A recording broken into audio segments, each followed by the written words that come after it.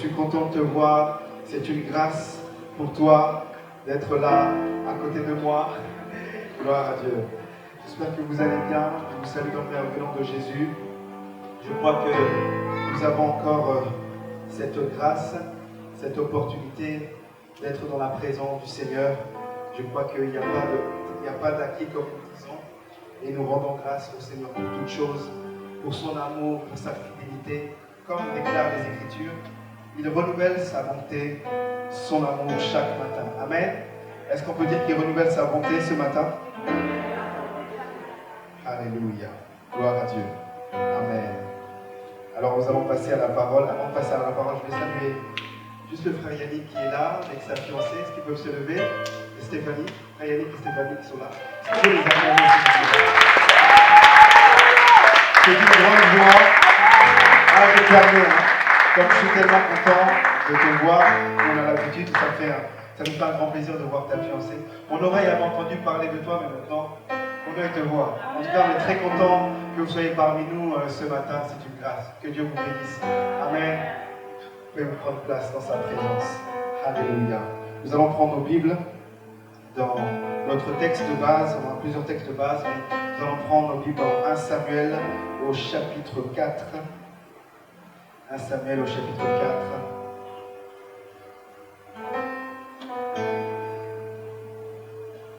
C'est vrai qu'on lit plusieurs textes, mais on va lire 1 Samuel chapitre 4, du verset 1 au verset 19. Et nous avons aussi comme texte pour aujourd'hui, je veux dire juste les textes aujourd'hui, Matthieu chapitre 11, du verset 2 au verset 6. Matthieu chapitre 11, du verset 2 au verset 6. Et 1 Samuel chapitre 4 du verset 1 au verset 19. Et pour ceux qui n'étaient pas forcément là les fois précédentes, nous lisons également les textes de Josué au chapitre 18. Mais ce matin, nous allons prendre 1 Samuel chapitre 4 du verset 1 au verset 19. Et après nous lirons Matthieu chapitre 11 du verset 2 au verset 6. Je lis au nom du Seigneur. Il est écrit, la parole de Samuel s'adressait à tout Israël. Israël sortit à la rencontre des Philistins pour combattre. Ils campèrent près d'Ébène-Ézer. Et les Philistins étaient campés à Aphek. Les Philistins se rangèrent en bataille contre Israël et le combat s'engagea. Israël fut battu. Est-ce qu'on peut dire qu'Israël fut battu? Par les Philistins qui tuèrent sur le champ de bataille environ 4000 hommes. Le peuple rentra au camp et les anciens d'Israël dirent « Pourquoi l'Éternel nous a-t-il laissé battre aujourd'hui par les Philistins? Allons chercher à Silo l'arche de l'alliance de l'Éternel, qu'elle vienne au milieu de nous, qu'elle nous délivre de la main de nos ennemis. » Le peuple envoya à Silo, d'où l'on apporta l'arche de l'alliance de l'Éternel des armées, qui siège entre les chérubins. Les deux fils d'Élie, Ophni et Phiné, étaient là avec l'arche de l'alliance de Dieu. Lorsque l'arche de l'alliance de l'Éternel entra dans le camp, tout Israël poussa de grands cris de joie, et la terre en fut ébranlée. Le retentissement de ces cris fut entendu des Philistins, et ils dirent, que signifient les grands cris qui retentissent dans le camp des Hébreux? Ils apprirent que l'arche de l'Éternel était arrivée au camp. Les Philistins eurent peur, parce qu'ils crurent que Dieu était venu dans le camp. Malheur à nous, dirent-ils, car il n'en a pas été ainsi jusqu'à présent. Malheur à nous, qui nous délivrera de la main de ces dieux puissants? Ce sont ces dieux qui ont frappé les Égyptiens de toutes sortes de plaies dans le désert. Fortifiez-vous et soyez des hommes, Philistins, de peur que vous ne soyez asservis aux Hébreux comme ils vous ont été asservis. Soyez des hommes et combattez. Les Philistins livrèrent bataille et Israël fut battu. Amen. Est-ce qu'on peut dire qu'Israël fut battu? La défaite fut très grande et il tomba d'Israël 30 000 hommes de pied. L'arche de Dieu fut prise et les deux fils d'Élie, Ophni et Phiné, moururent. Si on peut prendre, s'il vous plaît, maintenant Matthieu au chapitre 11, du verset 2 au verset 6. Matthieu chapitre 11, du verset 2 au verset 6. La Bible déclare, Jésus ayant entendu parler dans sa prison des œuvres du Christ, lui fit dire par ses disciples, plutôt Jean, excusez-moi, Jean ayant entendu parler dans sa prison des œuvres du Christ, lui fit dire par ses disciples, es-tu celui qui doit venir ou devons-nous en attendre un autre? Jésus leur répondit, allez, rapportez à Jean ce que vous entendez, ce que vous voyez, les aveugles voient, les boiteux marchent, les lépreux sont purifiés, les sourds entendent, les morts ressuscitent, et la bonne nouvelle est annoncée aux pauvres. Heureux celui pour qui je ne serai pas une occasion de chute. Amen. Amen. Alors nous partageons les réalités de notre héritage. Est-ce qu'on peut dire les réalités de notre héritage? Amen. Dieu veut que tu puisses manifester, entrer dans ton héritage. Amen. Dieu a prévu et a des aspirations profondes pour ta vie. C'est que ses plans, les choses qu'il a arrêtées se manifestent. Alors les semaines précédentes, c'est vrai qu'on a parlé de beaucoup de choses, mais je crois que la parole de Dieu vient pour un but et il faut qu'on écoute pour être transformé et vivre le plan que Dieu a pour nous. Alors les semaines précédentes, nous avons parlé de la bataille de la conscience. Est-ce qu'on peut dire la bataille de la conscience? Aussi longtemps que nous connaissons ou ne réalisons pas certains principes, nous ne pouvons pas manifester ce que Dieu veut. Et nous avons parlé de la bataille de la conscience. Nous avons défini la conscience. Nous avons dit tout simplement que quand on parle de conscience, il n'est pas question ici uniquement de moralité, mais les questions de l'œil de notre esprit. La capacité de discerner ce qui est bien de ce qui est mauvais. Et nous avons dit une chose, l'ardent désir, la soif de Dieu, l'aspiration profonde du Seigneur, c'est qu'une fois qu'il nous a bénis, une fois que nous entrons dans notre héritage, une fois que nous voulons le manifester, l'ardent désir de Dieu, c'est que son Église, son peuple, puisse garder, puisse avoir une bonne conscience. Amen. Une bonne conscience, parce que la bonne conscience va sécuriser ce que Dieu a pour nous. La bonne conscience va sécuriser notre bénédiction. Et le problème du peuple d'Israël, c'était que Dieu, c'est vrai, les bénissait, il rentrait dans différents territoires, mais avec le temps, leur conscience était diluée, leur conscience était infectée, leur conscience était affectée. C'est l'image du disciple, c'est l'image du chrétien qui connaît la parole de Dieu, qui connaît les promesses de Dieu, qui connaît peut-être des choses que Dieu a prévues pour lui, mais avec le temps, sa manière de voir, sa manière de concevoir, sa manière de regarder, sa manière d'être est diluée et affectée, n'est plus comme le Seigneur veut. Amen. Et on a dit que vraiment Dieu veut que nous puissions avoir une bonne conscience et nous avons essayé de définir ou d'apporter des symptômes. Est-ce qu'on peut dire des symptômes? Des symptômes que notre conscience chrétienne est affectée négativement. Parce que vous savez, le but du diable, s'il ne peut pas nous détruire, il va affecter notre manière de voir. Il va nous amener à ne pas être des chrétiens solides. Vous savez, le diable savait que Dieu avait une alliance avec Israël. Le diable savait que le Dieu d'Israël était leur Dieu, était le Dieu de ce peuple et que Dieu marchait avec eux quelles que soient les circonstances.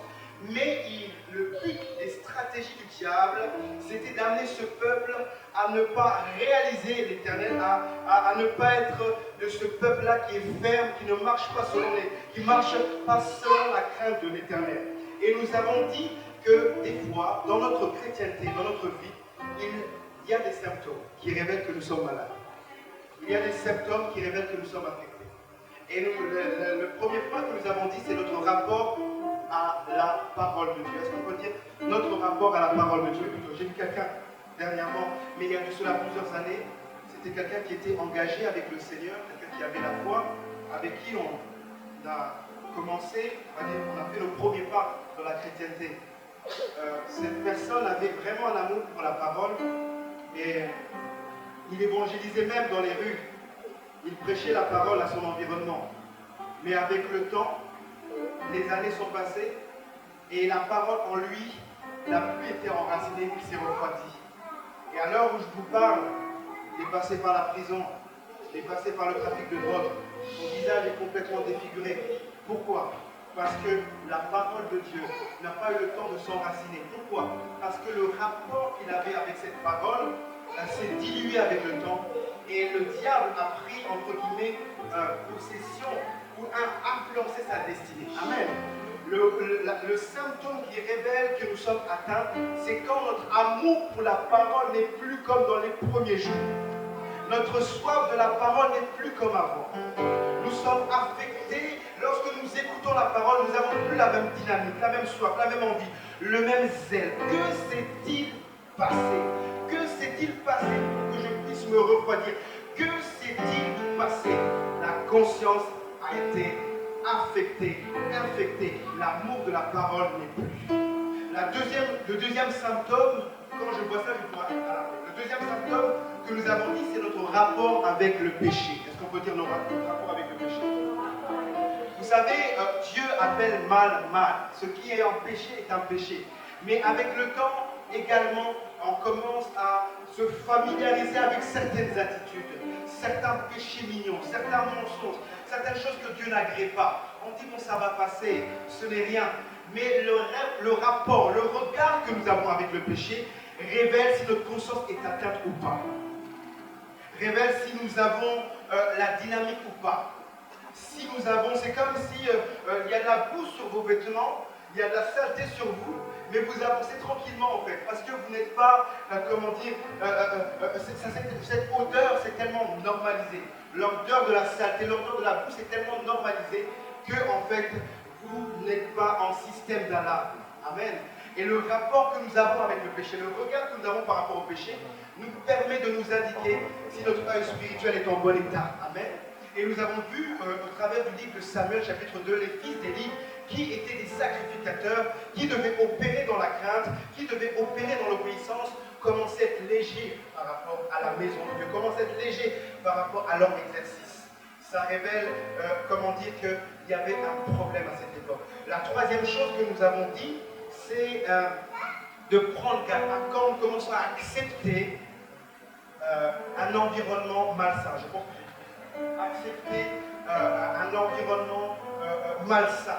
C'est-à-dire que alors que nous sommes, comment dire, en contact, que ce soit dans notre famille, que ce soit dans, comment dire, dans le travail, dans les différents endroits auxquels nous pouvons nous trouver, alors des gens parlent mal, les gens ont des mauvaises vies, des mauvaises habitudes, mais nous acceptons ces choses. Nous commençons en fait à faire un avec ce qui est dit et ça se transforme notre cœur, ça transforme notre manière d'être. Votre environnement peut influencer votre manière d'être. À force de rester avec un certain type de personnes, vous allez développer certains réflexes, certaines attitudes. Et la problématique de ce qui se passait en Israël, c'était qu'ils avaient accepté les mauvais agissements. Ils avaient accepté en fait que la parole, la crainte de l'Éternel était. Ils avaient accepté ces choses. C'était entré dans les normes, je veux dire même spirituelles. Et quand nous acceptons des mauvaises choses, quand nous acceptons, comment dire, d'être pollués par notre environnement, ça peut infecter notre conscience, notre manière de voir. C'est comme lorsqu'on peut dire, on vous a tellement dit dans votre environnement, telle personne est comme ça, quand vous voyez la personne, vous avez un réflexe, vous avez, comment dire, des préjugés par rapport à ce que votre environnement vous a dit. Et de la même manière que lorsque nous sommes connectés à un environnement malsain qui ne prône pas les valeurs de notre Dieu, ne prône pas les valeurs de la parole de Dieu, si nous ne prenons pas garde, nous absorbons ça dans notre âme et nous allons produire de mauvaises choses. Amen. J'aime beaucoup le titre d'un message d'un homme de Dieu qui disait le danger d'une âme contaminée. En fait, on peut être contaminé par des mauvaises pensées, par notre environnement. Amen. Et enfin, nous avons dit que l'une des choses également qui révèle que notre conscience est atteinte, c'est que nous posons des mauvaises actions. Est-ce qu'on peut dire poser des mauvaises actions? On commence à poser des mauvaises actions, on commence à réagir, à fonctionner en décalage avec notre identité, en décalage avec ce que nous sommes. Oui, c'est ce type de personne qui dit, bon bah, là, je mets tout ce qui est de la parole, tout ce qui est de la chrétienté à côté. On est quand même des êtres humains. Je dois quand même montrer qui je suis. On commence à mettre à côté les valeurs de la parole de Dieu et on commence à poser des actions qui sont mauvaises. Amen. Amen. Que Dieu te préserve de mauvaises actions. Que Dieu te préserve de mauvaises choses. Que Dieu te préserve des colères. Que Dieu te préserve des actions qui vont te décrédibiliser. Que Dieu te préserve des choses en fait qui sont en décalage avec ton identité, avec ce que nous sommes. Amen. Les mauvaises actions sont, comment dire, un symptôme d'une conscience affectée. Et la cinquième chose, je dirais, juste pour continuer dans la conscience et entrer dans le message d'aujourd'hui, la cinquième chose, c'est lorsque nous croyons que nous avons du temps pour nous repentir. Amen. Lorsque nous croyons que nous avons du temps pour nous repentir, nous avons du temps pour nous repentir. J'aime le texte d'Ecclésiaste qui dit « Jeune homme, résultat dans ta jeunesse, livre ton cœur au plaisir de la jeunesse, mais sache que pour tout ça, Dieu t'appellera en jugement. » L'une des choses que le diable fait, c'est de nous montrer, de nous faire croire que nous avons le temps de servir Dieu, le temps de marcher dans la crainte, le temps de faire telle ou telle chose. Et l'une des raisons qui montre que notre conscience est affectée, c'est de croire que ce petit péché, cette mauvaise attitude, nous avons le temps en fait. Demandez à quelqu'un qui a loupé son train pour 1 minute l'importance du temps. Demandez à un athlète qui prépare les Jeux Olympiques, il doit faire 7 ou 8 secondes pour faire 100 mètres, pour être qualifié. Demandez-lui l'importance du temps. Demandez à une femme qui doit accoucher qui doit porter une grossesse pendant 9 mois, l'importance des journées. Lorsque nous faisons des échographies, demandez ces choses. Et en fait, en fonction de l'environnement, du contexte, nous comprenons l'importance du temps. Demandez à quelqu'un qui va en prison, on lui dit qu'il va prendre 3 ou 4 mois ferme. Demandez à quelqu'un l'importance du temps. Le diable sait qu'il a peu de temps. Et la conscience est affectée lorsque je crois que j'ai le temps, en fait, que Dieu va régler ça, j'ai le temps pour me repentir. Non, non, non. La Bible dit, rachetez le temps. Car les jours sont mauvais. Les jours sont mauvais. Amen. Souvent, l'homme aime lorsque les situations sont dramatiques, difficiles pour commencer à prier. Je donne toujours l'exemple d'encore d'une des personnes qui dit non, moi j'espère que avant de mourir, Dieu va me permettre de me pardonner tous mes péchés. Non, non, non. Le temps est court. Le temps que Dieu nous donne, c'est pour le servir. Le temps que Dieu nous donne, c'est pour le craindre. Le temps que Dieu nous donne, c'est pour marcher avec lui. Mais le mensonge, ça, c'est de dire j'ai le temps, j'ai le temps, j'ai le temps. Et lorsqu'on commence à te diagnostiquer des choses bizarres dans ta santé, tu vas dire mais pourquoi pendant tout ce temps j'ai pas craint le Seigneur? Non, non, non. Le diable sait qu'il a peu de temps et la conscience est affectée pour nous faire croire qu'il avait du temps. Et vous savez, dans 1 Samuel chapitre 2 que nous avons lu, les fils d'Élie étaient des sacrificateurs, ils avaient l'habitude d'être dans le tabernacle, toutes ces choses-là, ils pensaient qu'ils avaient le temps, mais lorsque Dieu a répondu son jugement, ils sont morts. Amen. Mais aujourd'hui, on ne va plus parler de la mort physique, on va parler peut-être de la mort dans certains projets, la mort spirituelle. Voilà, ils pensaient qu'ils avaient le temps en fait de fonctionner toujours dans la légèreté. Mais à un moment donné, Dieu a répondu son jugement. Amen. C'est de la même manière où Dieu, en fait, lorsqu'il t'appelle à le servir, lorsqu'il t'appelle à faire quelque chose, il va te dire, voilà, je te donne du temps pour faire ça. Il met les choses en place. Mais à un moment donné, Dieu dit, bon, ok, comme tu ne veux pas comprendre, ce que tu devais faire, ce que tu devais faire, les livres, les grâces que j'avais prévues pour toi, comme tu prends du temps à te repentir, ce que tu devais faire, hein, je vais donner ça à quelqu'un. Amen. Parce que nous avons des fois une mauvaise, nous croyons, le diable veut nous faire croire que nous avons tout le temps, même d'une manière humaine, mais le temps est court. Est-ce que tu peux dire le temps est court?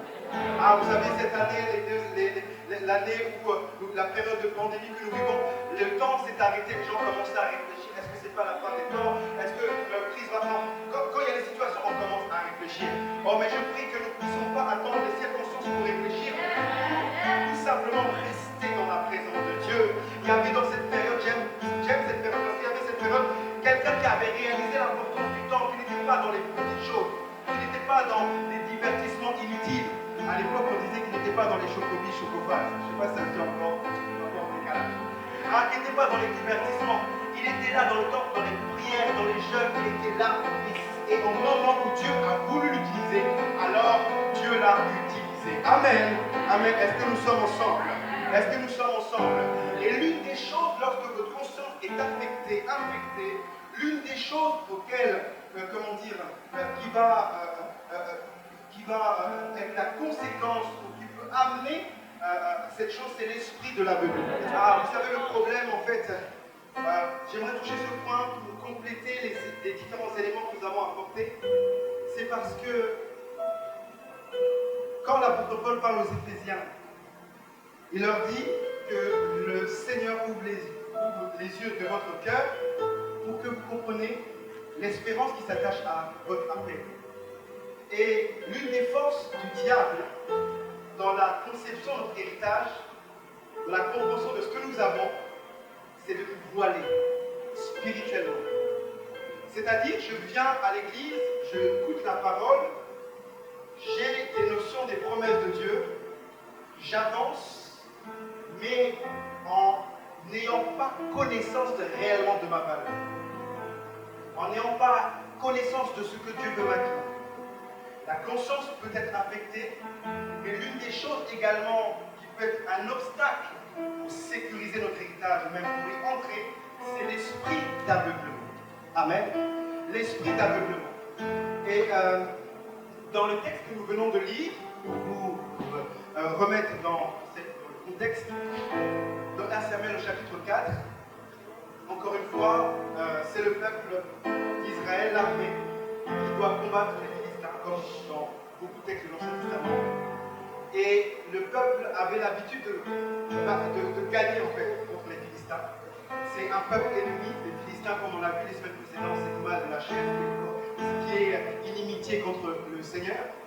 Et la Bible dit qu'au moment où le peuple d'Israël va vouloir partir, va combattre, ils vont vivre une première défaite. Ils vont vivre une première défaite. Après, ils vont se relever.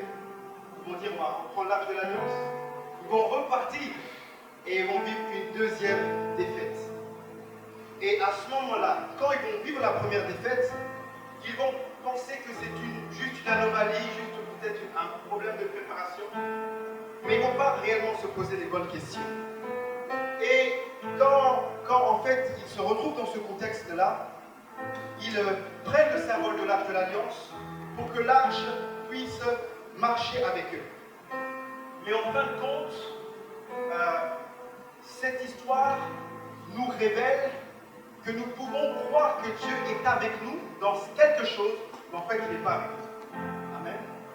Nous pouvons croire que Dieu est avec nous dans ce projet, mais en fait il n'est pas avec nous. Mais on y va parce que nous avons la motivation, nous croyons en quelque sorte que les choses sont déjà acquises, mais en fait il n'est pas avec nous. Souvent je conseille des personnes, et même moi ça m'est déjà arrivé, c'est de persister dans un projet, de persister dans une pensée, de persister dans une idée où Dieu n'est pas.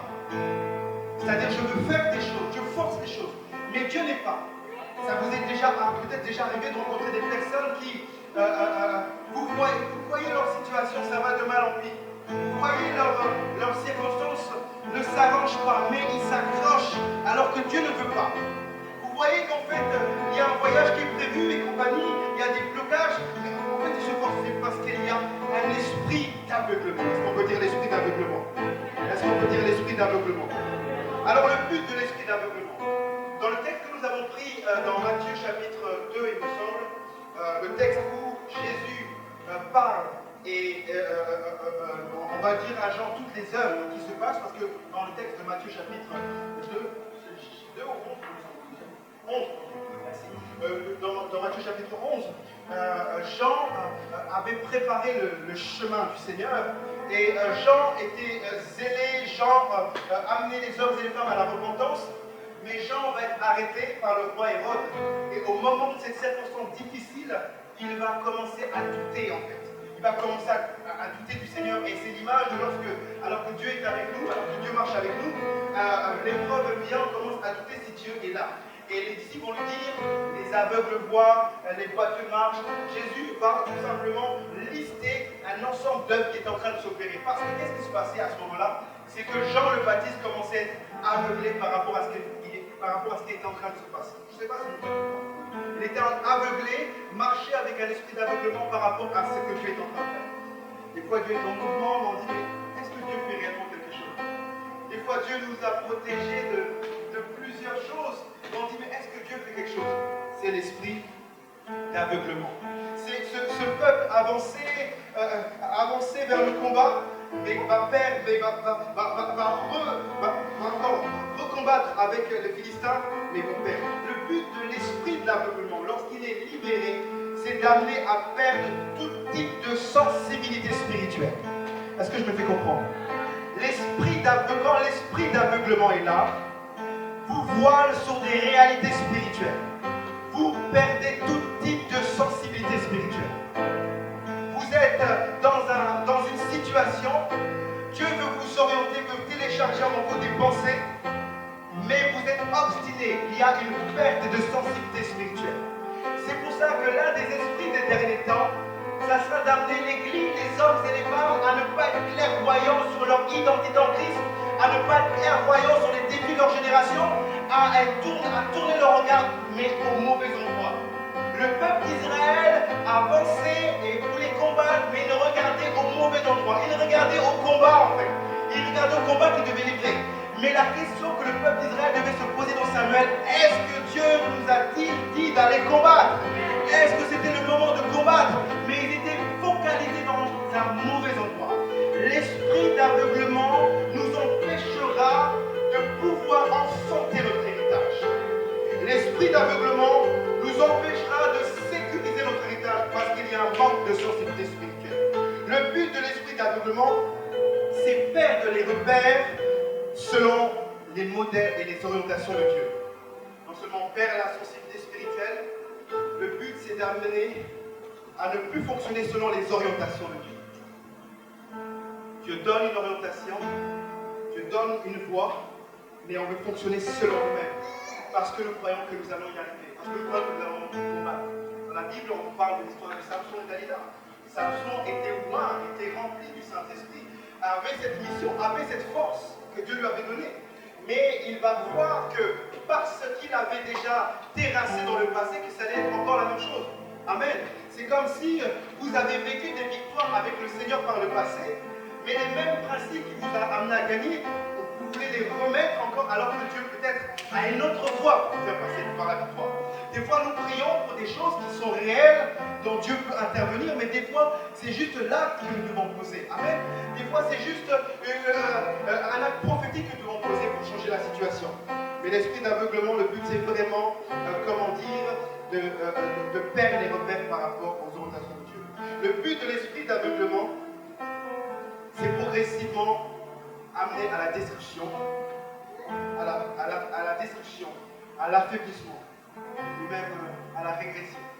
Quand l'esprit d'aveuglement est libéré, quand l'esprit d'aveuglement nous a atteint dans notre vie chrétienne, quand l'esprit d'aveuglement est là, le but de l'ennemi derrière, c'est d'amener à la destruction. C'est-à-dire que vous avez une force, vous avez des capacités, mais le but du diable, la Bible dit qu'il vient vous dérober, égorger et détruire. Et le diable ne vient pas vous détruire, il vient vous détruire vos forces. C'est pour ça que symboliquement, la force, nos forces sont souvent,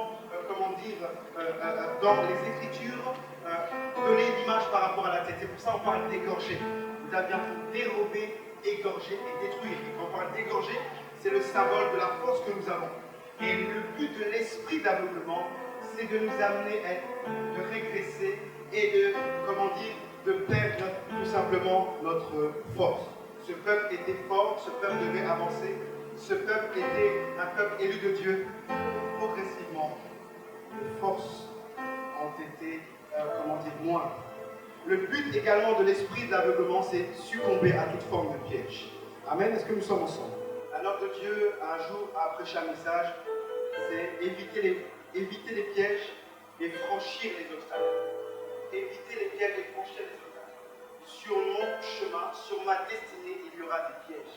Pour m'empêcher tout simplement de vivre l'orientation que Dieu voulait pour moi. Et je dois les éviter et franchir les étapes. Ici, le peuple d'Israël était dans Samuel, était dans une étape où ils devaient tout simplement étendre leur territoire, étendre tout simplement le règne de Dieu dans un territoire bien donné, mais ils vont tomber dans le piège de l'aveuglement, le piège qui nous amène tout simplement à pas fonctionner, à pas faire ce que Dieu veut. Le but également de l'esprit d'aveuglement, c'est de nous amener à être vulnérables. Est-ce qu'on peut dire vulnérable? Est-ce qu'on peut dire vulnérable? Voilà, quand vous êtes vulnérable, vous êtes perméable aux différentes attaques. Il y a des personnes au niveau de la santé qui ont comment dire, je ne sais pas comment on appelle ça au niveau médical, mais ils ont un problème de défense immunitaire. Donc je connaissais une dame qui, pendant cette période, elle ne sortait pas beaucoup parce qu'elle dit que ses défenses immunitaires sont moindres, et donc chaque fois qu'il y a un virus, chaque fois quelque chose qui fait, elle va l'attraper. Et sur le plan spirituel, lorsque il y a quelque chose qui est voilé, lorsque en fait nous avançons pas avec un esprit de révélation, lorsque nous avançons, en n'ayant pas la lumière qu'il faut, alors nous commençons à être vulnérables aux différentes attaques. Le but de l'ennemi, c'est amener à marcher dans un esprit d'aveuglement pour être vulnérable à tout type d'attaque. Amen. Pour être vulnérable à tout type d'attaque. Et la Bible nous dit dans Proverbe au chapitre 6, c'est qu'on nous parle de la paresse. Et quand on parle de la paresse, la conclusion, c'est que la pauvreté te surprendra comme un homme en armes. Amen. La pauvreté te surprendra comme un homme en armes. Ça signifie que c'est quelqu'un qui avait les capacités, les habiletés, les armures, tout ce qu'il faut pour pouvoir résister. Mais parce qu'il s'est laissé paresseux, il s'est laissé absorbé par la fatigue, par la légèreté, il se réveille, il se retrouve appauvri. Pourquoi? Il est devenu vulnérable. L'esprit d'aveuglement a pour but de nous empêcher de manifester notre héritage. Parce que si je suis aveugle sous le domaine spirituel, je vais ignorer les desseins de l'Éternel. En fait, l'esprit d'aveuglement, c'est ce qui a amené le peuple d'Israël alors qu'il était dans le désert de la terre promise, commencer à murmurer alors que Dieu avait une méthode pour l'amener. J'aimerais dire à quelqu'un l'une de mes phrases préférées, Dieu a une méthode que je ne comprends pas. Dieu pourra me faire passer par des épreuves, des difficultés. Dieu pourra me faire passer par certaines choses parce qu'il a une méthode pour m'amener à rencontrer le Dieu. Dieu a une méthode pour m'amener tout simplement dans le Dieu a une méthode, en fait, la méthodologie de Dieu. Je peux la saisir par le Saint-Esprit. C'est pour ça que si je ne comprends pas la méthode de Dieu, je vais marcher en étant aveugle. La Bible nous dit dans Ésaïe, alors que nous sommes en abondance, nous sommes comme des morts. Pourquoi? Parce qu'il y a l'esprit. Amen. Amen. Nous ne voulons pas marcher avec un esprit d'aveuglement. Nous voulons marcher en étant éclairés. Nous voulons marcher en avançant. Nous voulons marcher avec la clairvoyance. La conscience nous permet d'opérer dans la clairvoyance. La conscience nous permet de voir comme Dieu voit. La conscience nous permet de discerner ce qui est mauvais. Et la conscience, lorsqu'elle est affectée, peut nous amener tout simplement à opérer, à marcher avec, en étant voilés, en ne comprenant pas ce qui se passe, en ne comprenant pas les réalités de notre saison. Amen. Est-ce que nous sommes ensemble? Alors j'aimerais parler des modes opératoires et des signes. C'est-à-dire comment se produit l'aveuglement spirituel. Comment se produit l'aveuglement spirituel. Comment en fait l'ennemi le fait. Quand on parle d'esprit d'aveuglement, on parle vraiment de quelque chose qui est spirituel. Est-ce que je me fais comprendre? La Bible nous montre que, la Bible nous dit tout simplement que pour les gens qui ne connaissent pas Dieu, la prédication de la croix est une folie pour eux. Pourquoi? Parce qu'ils sont déjà dans les ténèbres. Amen. Ils sont déjà dans les ténèbres. Le fait de venir à l'église, pourquoi tu viens à l'église? Pourquoi tu viens à prier? Voilà. Ils sont déjà dans les ténèbres, dans l'aveuglement. Mais on voit également que l'esprit d'aveuglement a des dimensions, a différentes dimensions. Le monde, ceux qui sont loin, les incroyants sont dans le loin de Dieu sont aveuglés. Et dans l'église, il peut avoir des dimensions où nous ne voyons pas comme le Seigneur nous voit. Et ça, c'est quelque chose de spirituel. C'est quelque chose envoyé par le monde des ténèbres pour empêcher les hommes et les femmes de voir la gloire de Dieu. C'est pour cela que j'aime beaucoup les évangiles, parce que les évangiles nous montrent qu'au milieu de l'aveuglement, la lumière se lève. Pourquoi? Les hommes et les femmes criaient quand Jésus passait, parce qu'ils discernaient que là, je dois être connecté avec Dieu. L'esprit d'aveuglement nous amène à ne pas réaliser le côté sacré. L'esprit d'aveuglement nous amène à ne pas réaliser la dimension de la présence de Dieu. L'esprit d'aveuglement nous amène à ne pas réaliser que Dieu est en mouvement dans notre vie. L'esprit d'aveuglement nous amène à ne regarder pas au bon endroit. Pas au bon endroit. Est-ce que je me fais comprendre? Pas au bon endroit. Je regarde mais pas au bon endroit. J'ai l'impression que j'avance mais je ne regarde pas au bon endroit. Amen. Est-ce que nous sommes ensemble? L'un des modes opératoires de l'ennemi, l'un des modes opératoires pour nous amener, pour nous faire basculer dans cela, c'est lorsque nous sommes en état de faiblesse, physique ou spirituel. Est-ce que nous sommes ensemble? Lorsque je suis dans un état de faiblesse physique et ou spirituel, c'est dans les moments de faiblesse, c'est dans les moments de fatigue. Une fatigue qui peut être physique, une fatigue qui peut être morale, une fatigue qui peut être émotionnelle, mais une fatigue également qui peut être spirituelle. C'est à ce moment-là où nous sommes plus vulnérables. La Bible dit que quand Jésus était à Gethsémanée, alors il y avait une telle oppression, une fatigue émotionnelle. Et c'est là qu'en fait l'ennemi vient déposer des pensées. Lorsque en fait, vous êtes fatigué physiquement, vous perdez une certaine vulnérabilité, une certaine clairvoyance. Lorsque vous conduisez et vous êtes fatigué sur la route, vous allez commencer à faire des zigzags. Pourquoi? Parce que vous êtes fatigué. C'est au moment où nous sommes fatigués, physiquement, émotionnellement, moralement, qu'il faut être en alerte spirituelle. Parce que c'est à ce moment-là que le diable vient vous charger. Vous étiez déjà arrivé à un moment où vous devez être debout. Spirituellement, c'est là où il y a la fatigue. J'aimerais te dire, dans les saisons où tu sens beaucoup cette fatigue, c'est là où tu dois te lever. Parce qu'il y a des combats qui arrivent, des combats qui se préparent. C'est là où tu te lever. Lorsque tu vois qu'il y a tellement de choses, tu n'arrives pas à prier, c'est comme loup. J'aimerais te dire, c'est là qu'il faut te lever. C'était à Gethsémanée que Christ devait être vigilant. Et pour cela, il a appelé quelques personnes qui avaient la capacité de prier avec lui. Mais fatigués. Amen. Fatigués. C'est au moment de la fatigue que nous sommes moins, que nous sommes plus vulnérables. C'est au moment de cet état de faiblesse. Le diable ne viendra pas là où quand vous gagnez des combats, quand vous avez des victoires, quand tout va bien. Non, non, non. C'est le moment où vous commencez à baisser la garde. Et c'est là qu'il vient. C'est au moment en fait où Ésaü revenait du champ de bataille, il était un peu fatigué. Son frère n'est pas venu pour voir des raisons.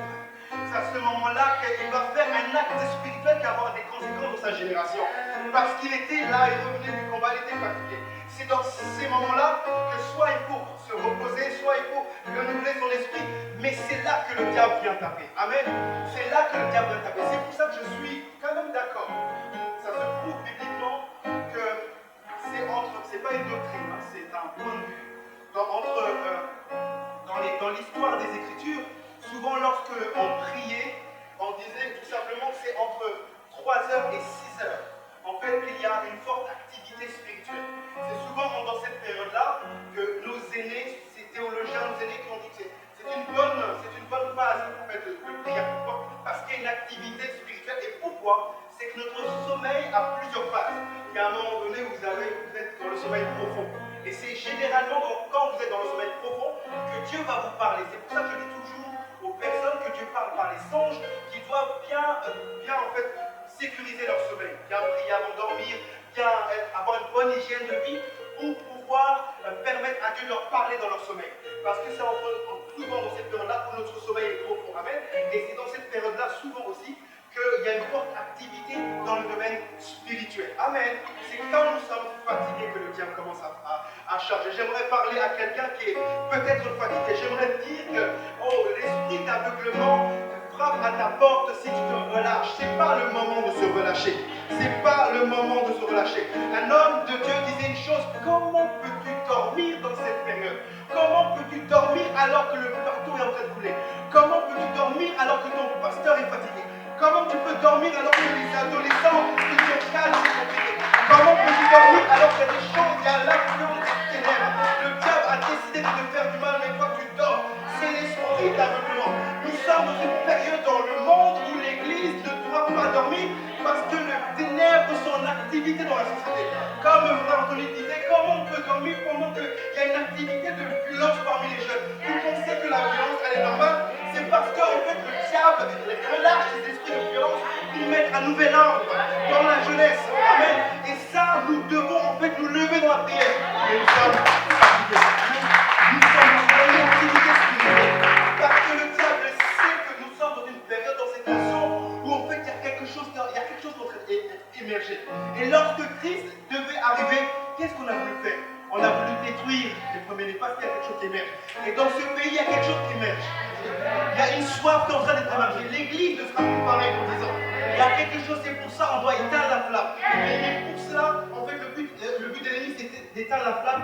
Et c'est pour cela que l'Église ne doit pas dormir. Amen. Spirituellement. Comment peux-tu dormir? Comment peux-tu dormir? L'un des modes aussi opératoires, c'est d'opérer, ou comme j'ai dit, par la fatigue, le relâchement.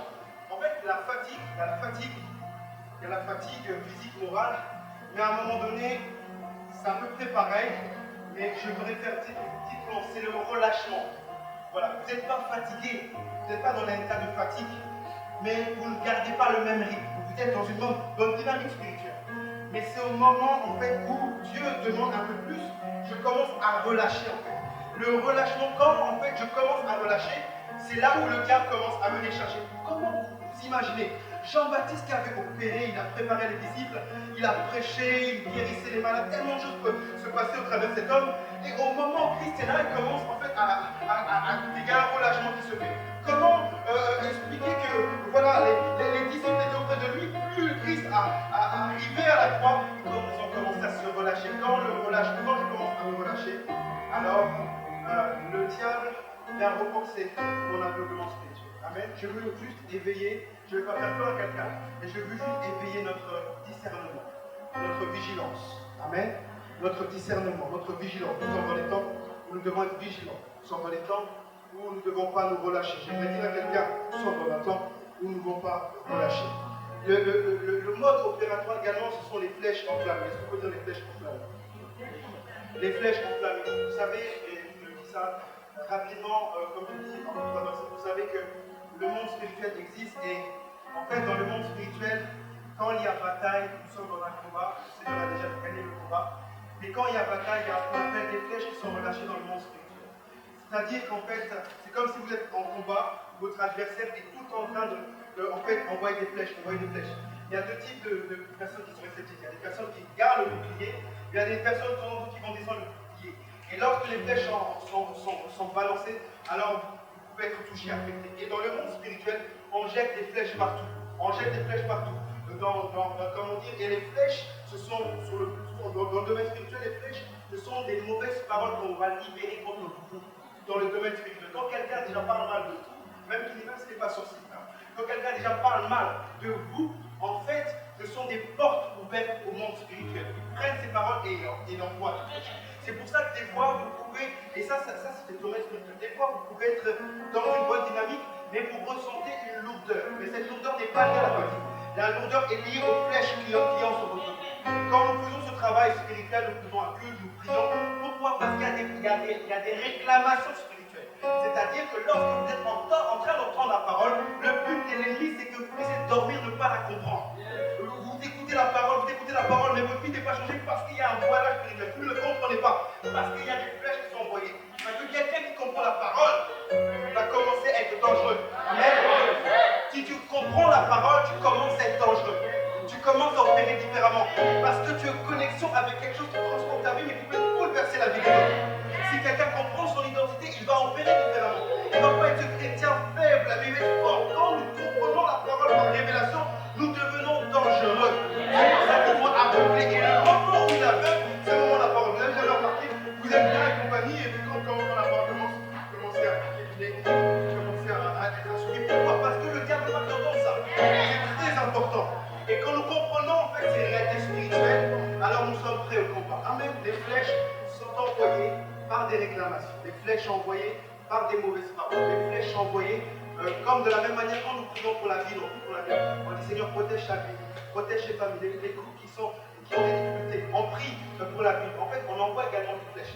De la même manière que nous prions, dans le monde spirituel également, on envoie des flèches. Les hommes et les femmes disent, ah, tu vois, il y a de la lumière dans la vie, que cette lumière s'éteigne, que les gens se refroidissent, que les hommes et les femmes deviennent de moins en moins à l'église, que les hommes et les femmes soient focalisés par les problèmes. Vous avez déjà entendu les informations? Vous avez déjà vu un journal à un moment donné où on dit que des bonnes nouvelles? On dit voilà, aujourd'hui, dans cette ville, il y a eu 500 personnes qui se guéries. Dans cette ville, l'économie est en train d'évoluer. Vous avez déjà vu un journal qui ne parle que des bonnes nouvelles? Jamais. Pourquoi? Parce que notre esprit doit être affecté par des mauvaises nouvelles, par des choses des ténèbres, par des nuages mauvais. Comme ça, vous êtes habitués par le mal. Les pensées de l'homme déjà sont tournées vers le mal. Amen. Et ce sont des flèches. Avez-vous déjà vécu à un moment donné où vous avez la force, le sel, la joie? Il suffit d'une parole à la fin d'un culte. Se décroche totalement. Alors tu es dans une bonne dynamique, il suffit d'une parole de quelqu'un qui te dit, mais c'est quoi ces paroles sont envoyées par le monde spirituel pour t'atteindre? Parce qu'on sait d'une manière particulière que si on t'atteint, on atteint une famille. Moi, j'aimerais parler à des femmes ce matin. J'aimerais parler à des femmes. Quand les femmes commencent à se lever, quand les femmes commencent à se lever, dans une société, on a besoin des femmes. Dans une famille, on a besoin des femmes. Et le diable sait que la femme est tellement dotée d'une telle sensibilité spirituelle qu'il doit l'affecter émotionnellement. Mais quand une femme se lève, le monde spirituel tremble. Pourquoi la parole a été libérée quand Ève a péché? Pourquoi cette parole? Parce que Dieu sait ce qu'il a mis dans la femme. C'est pour ça que dans l'église, quand les femmes se lèvent, quand elles sont révoltées, elles changent leur vie. Elles changent leur famille. Tous les histoires que nous avons entendues, mon fils était comme ça, mon mari, ce sont souvent des femmes de l'église. La Bible nous montre que les femmes se tenaient dans le temps. J'aimerais parler à une femme. J'aimerais dire que les femmes doivent se lever.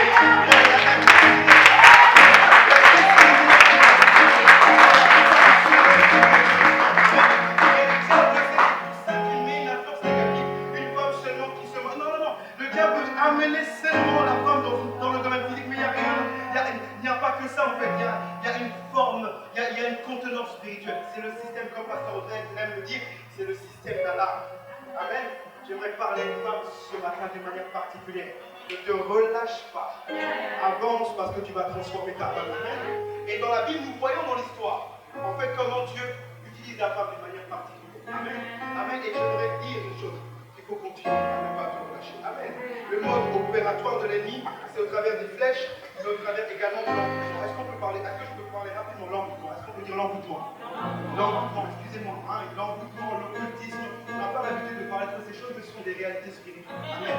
L'occultisme existe, la sorcellerie existe, l'envoûtement existe. Et souvent, ceux qui sont bien habillés, qui travaillent, les grands sorciers de construction ici en France. Amen. C'est pas seulement des personnes qui ont des YouTube et compagnie. Non, non. Des fois, il y a des stages ici qui se passent. Amen.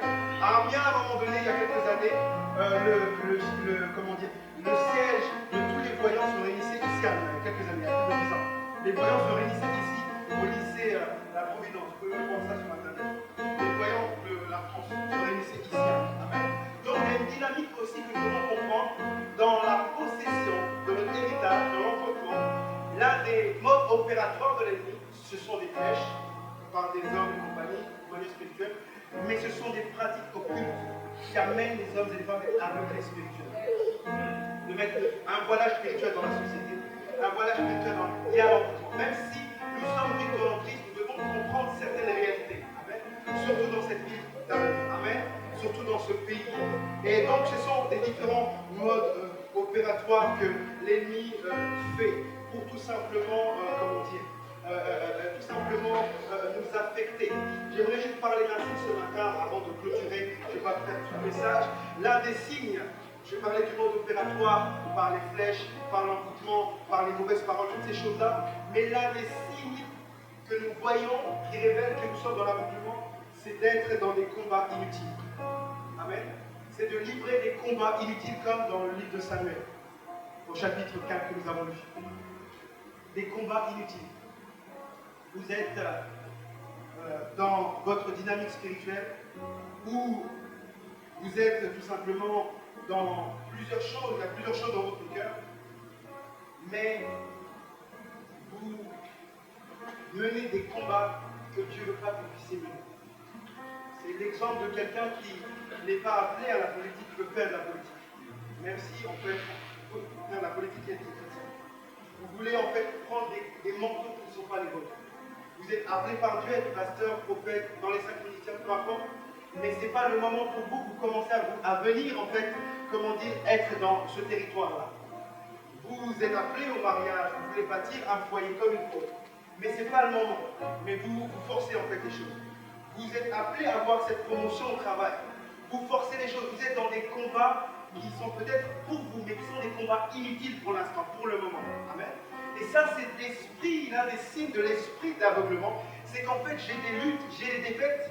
Il y a une différence entre la persévérance et de mener des combats en fait dont Dieu n'est pas. Et le problème d'Israël, de 1 Samuel chapitre 4, ils étaient dans des combats. Ils étaient contre les Philistins, mais Dieu n'était pas là. Amen. Dieu n'était pas là. C'est comme si on est dans l'église, on le focalise, on met notre, je donne un exemple, hein, on met notre focus sur des choses peut-être matérielles ou alors sur des projets, mais Dieu n'est pas sur des combats inutiles. Amen.